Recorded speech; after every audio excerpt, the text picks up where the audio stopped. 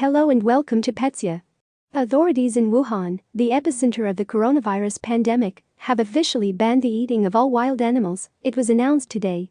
The local administration in the Chinese city said on Wednesday that along with the consumption ban, Wuhan would become a wildlife sanctuary, where virtually all hunting of wild animals was banned, with the exception of measures for scientific research, population regulation, monitoring of epidemic diseases, and other special circumstances.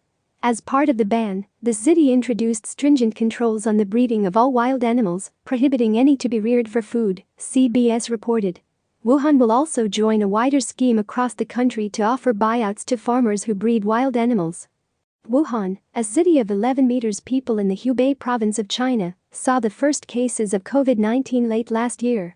The origins of the pandemic are still being investigated, but one of the suspected sources is the Hunan seafood wholesale market in the city, which included a live animal section, reportedly selling more than 30 species of animals, including live wolf pups, golden cicadas, scorpions and civets.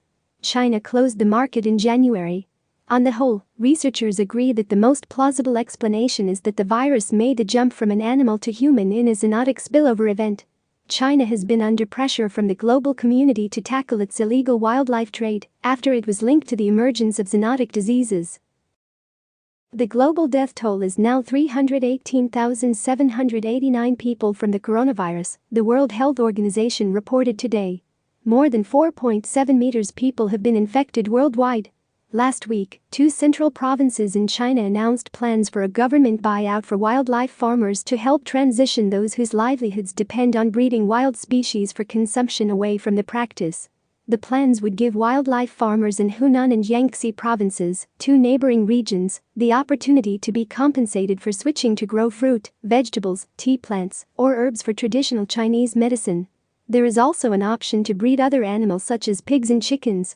Farmers in Hunan are being offered compensation of 630 yuan, $88 per porcupine, 600 yuan, $84 per civet cat, 75 yuan, $11 per kilogram of bamboo rat, and 120 yuan, $17 per kilograms of cobra, king rattler rat snakes.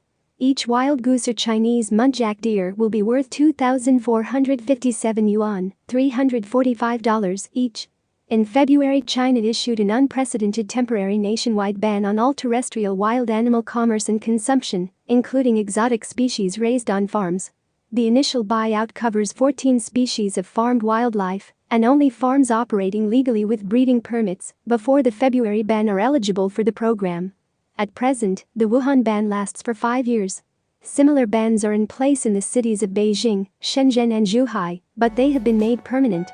Dr. Peter Li, Humane Society International's China policy specialist, said, Wuhan's ban on wildlife consumption is extremely welcome as a clear recognition that the public health risk of zoonotic disease spread via the wildlife trade must be taken very seriously if we are to avoid another pandemic. There will however be no less severe of a disease risk from wildlife consumption in 5 years' time, so anything short of a permanent and comprehensive ban is still a risk too far.